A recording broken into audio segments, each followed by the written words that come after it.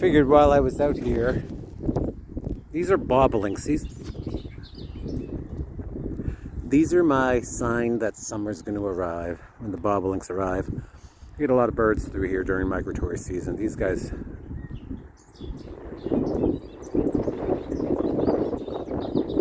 come out from South America, and there's a whole bunch down there. And why I want to bring these up is because it sounds like they speak a different language. I don't know a better way to explain it other than, like, you know the sounds of the birds around you. But these guys are here very specifically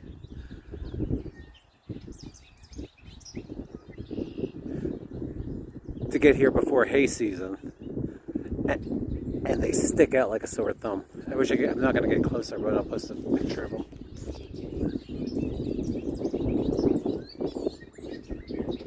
You get what I mean? Do you see? Can you hear that? Like, it sounds different, right? Than if you're in Maine or, the East Coast. So I wanted to share that with you, since apparently I'm doing videos today.